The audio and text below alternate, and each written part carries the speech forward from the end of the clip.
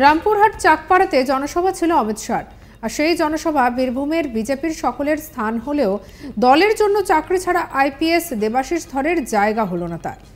এ নিয়ে বেশ আক্ষেপ করেছেন বিজেপির বাতিল প্রার্থী দেবাশিস ধর। তাকে উত্তরপ্রদেশের মুখ্যমন্ত্রী যোগী আদিত্যনাথের সভায় দেখা গিয়েছিল বীরভূমের বিজেপি প্রার্থী দেবতনু ভট্টাচার্যের সঙ্গে। অথচ দেবাশিস ধর শতাব্দী রায়কে টেক্কা দিয়ে প্রচারের ঝড় তুলেছিলেন। মুসলিমরাও বিজেপিতে আসছিলেন দেবাশিস ধরের হাত ধরে। অপরদিকে বীরভূম তৃণমূল নেতৃত্ব জানায় বিজেপি প্রয়োজন ফুরালে ছুঁড়ে ফেলে দেয়। দেবাশিস ধরের এখন অবস্থা না ঘরকা না ঘাটকা। আর এ নিয়ে আমাদের কালিক শান্তনু হাজরার কি রিপোর্ট দেখাবো।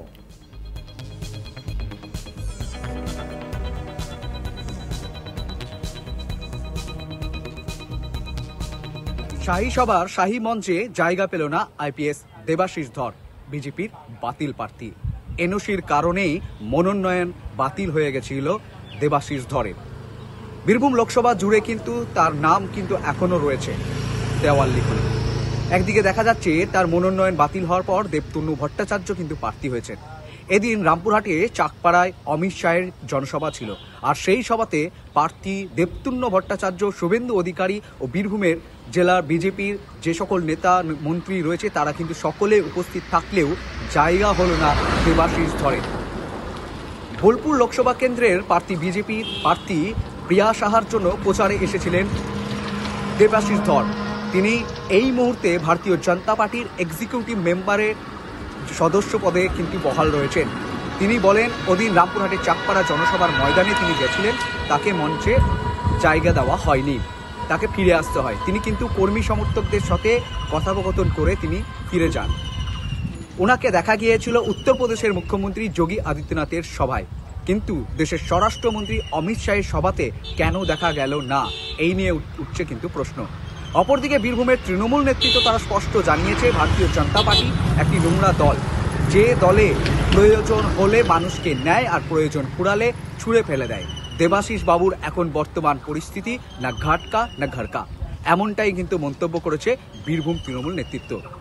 বীরভূম জেলা নেতৃত্ব, ভারতীয় জনতা পার্টির জেলা নেতৃত্ব কিন্তু এই বিষয়ে বেশিরভাগ মুখ খুলতে নারাজ, তবে বলছে এই বিষয়টি নিয়ে আমরা দেখছি। অন্যদিকে রাজ্য বিজেপি সভাপতি সুকান্ত মজুমদার জানিয়েছেন এই বিষয়টি তার কানে গেছে, এই বিষয়টি নিয়ে তিনিও কিন্তু দেখবেন বলে কিন্তু জানিয়েছেন। অপরদিকে দেবাশিস বাবু কিন্তু বলছেন যে ডিসিশন পলিসি বা পলিটিক্সে সকলকে সমান জায়গা দেওয়া উচিত, তিনি এটাই মনে করছেন। তবে তিনি কিন্তু আক্ষেপ এবং দুঃখ প্রকাশ কিন্তু অবশ্যই করছেন। তিনি চাকরি জীবন ছেড়ে ভারতীয় জনতা পার্টির একবারে সেবক হয়ে এসেছিলেন। যে দেবাশিস ধর শতাব্দী রায়কে কুপকাত করেছিল, সেই দেবাশিস ধর অমিত শাহের শাহী মঞ্চে জায়গা পেল না। এই নিয়ে কিন্তু রাজনৈতিক পারদ তুঙ্গে, আক্ষেপ প্রকাশ দেবাশিস ধরের।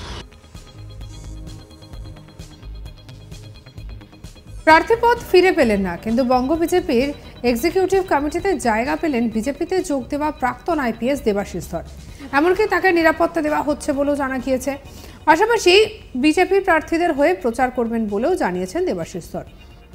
দেবাশিস ধরকে নয়া দায়িত্ব হিসেবে দলের রাজ্য কমিটির সদস্য করেছে রাজ্য বিজেপি। দেবাশিস ধর ফোনে আজ তাক বাংলাকে জানান দলের সিদ্ধান্ত, দল মনে করেছেন আমি যাতে গোটা রাজ্য জুড়ে বৃহত্তর স্তরে কাজ করতে পারি, তাই আমাকে এই পদ দেওয়া হয়েছে। প্রত্যেকটা পদেরই আলাদা একটা গুরুত্ব রয়েছে। আর যদি বলেন কে দায়ী এই ঘটনার জন্য, প্রশাসনের কর্তারাই এর জন্য দায়ী। কারণ আমায় ডিএম, এডিএম, এসডিও যেভাবে গাইড করেছিলেন সেইভাবেই কাজ করেছি। ওনারা বলেছিলেন খালি একটা এফিডেভিট দিলেই চলবে, আমি তাই করেছিলাম। আর সত্যিই আমার কোনো ডিউ ছিল না, কিন্তু পরবর্তীকালে তারা প্রশাসনের ওপর মহলের সিদ্ধান্ত অনুযায়ী কাজ করেছেন। এখন একদম স্পিকটি নট হয়ে গিয়েছেন, পুরো মিসগাইড করেছেন। আর দেবাশিস ধরের সঙ্গে ফোনে ঠিক কী কথা হয়েছিল আমাদের শোনাবো। এটা সম্পূর্ণ দলের ব্যাপার। আমি যাতে দলের হয়ে আরো বৃহত্তর স্তরে কাজ করতে পারি, যাতে গোটা রাজ্য জুড়ে কাজ করতে পারি, সেই জন্য বঙ্গ বিজেপি সেই জন্য আমাকে সেই পদ দিয়েছে। আর প্রত্যেকটি অ্যাসাইনমেন্টই খুব গুরুত্বপূর্ণ, এরকম কোনো ভাবার কারণ নেই। প্রত্যেকটি পদেরই কিছু না কিছু গুরুত্ব আছে। যেভাবে আমাকে কাজ করতে বলেছে সেইভাবেই কাজ করছি। আর এই যদি বলেন যে দায়ীকে, এটার জন্য সম্পূর্ণভাবে মিসগাইড করা হয়েছিল প্রশাসনিক স্তরে। যখন এটা জমা দেওয়ার আগেও বারবার করে সেটা স্যাম্পল রেডি করে দেখানো হয়েছিল, তারা যেভাবে গাইড করেছিল সেইভাবেই করা হয়েছে। এর জন্য ডিএম, এডিএম আর এসডিও সম্পূর্ণভাবে দায়ী। তারা যেভাবে মিসগাইড করেছেন ব্যাপারটা, এবং বারবার বলেছেন যে একটা অ্যাডিশনাল এফিডেভিট দিলেই হয়ে যাবে, যে সত্যি আমার কোনো ডিউস ছিল না। ওনারাও বলেছেন কোনো ডিউস নেই, কিন্তু লাস্ট দিন ভোল পাল্টে পুরো জিনিসটাকে ক্যান্সেল করায় সম্ভবত কোনো উপরতলার নির্দেশে। তো সেইখানে তারপর থেকে তারা স্পিকটি নট হয়ে যায়। মানে এরকম ভাবে মানুষকে ফাঁসানোর জন্য এই মানে প্রশাসনের কর্তারা ছাড়া আর অন্য কেউ দায়ী নয়। আর এদিকে ইতিমধ্যে দেবাশিস ধরকে নিয়ে নানা রকমের কথা উঠতে শুরু করেছে। দেবাশিস ধরের মনোনয়ন বাতিলের পর শোরগোল পড়ে যায় বীরভূমের লোকসভা কেন্দ্রে। উনি তৃণমূলের বিদায়ী সাংসদ তথা এবারের প্রার্থী শতাব্দী রায়ের বিপক্ষে লড়াই করছিলেন। দুর্ভাগ্য নাকি রণকৌশলের শিকার হলেন, এই প্রশ্নটা স্বাভাবিকভাবেই মাথা চাড়া দিয়েছিল।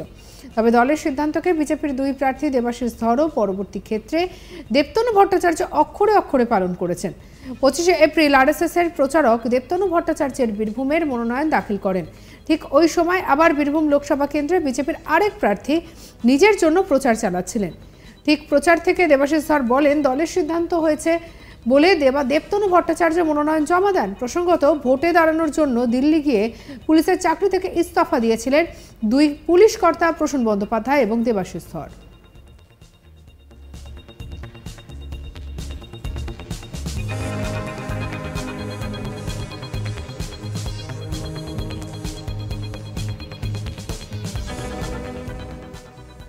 উভয়েরই ইস্তফাপত্র গৃহীত হয়। দুজনেই এ রাজ্যে কর্মরত ছিলেন, তাই তাদের রাজ্যে ছাড়পত্র নেওয়া জরুরি ছিল। সেই ছাড়পত্রই প্রসূন পান, কিন্তু দেবাশিস পাননি। কমিশনের যুক্তি, নো ডিউ সার্টিফিকেট দাখিল করেননি বিজেপি প্রার্থী দেবাশিস ধর। এই সংক্রান্ত দিল্লি হাইকোর্টে একটি রায় রয়েছে, যাতে বলা হয়েছে প্রার্থীকে বিদ্যুৎ, জল, বাসস্থানের বকেয়া অর্থাৎ ডিউ ক্লিয়ার করতে হবে। দিল্লি হাইকোর্টের এই রায়কে হাতিয়ার করেছে জাতীয় নির্বাচন কমিশন। যদিও আগে এই আশঙ্কা থেকে দেবতনু ভট্টাচার্যকে প্রার্থী করেছে বিজেপি, তবে মনোনয়নপত্র গ্রহণ না করায় হাইকোর্ট যাচ্ছেন প্রাক্তন পুলিশ কর্তা দেবাশিস ধর। তবে দেবাশিস বাবু জানিয়েছেন, তিনি ভোটে যদি নাও দাঁড়ান তাহলেও বিজেপির জয় নিশ্চিত। একই সঙ্গে এই ঘটনায় রাজনৈতিক ষড়যন্ত্র দেখছেন তিনি।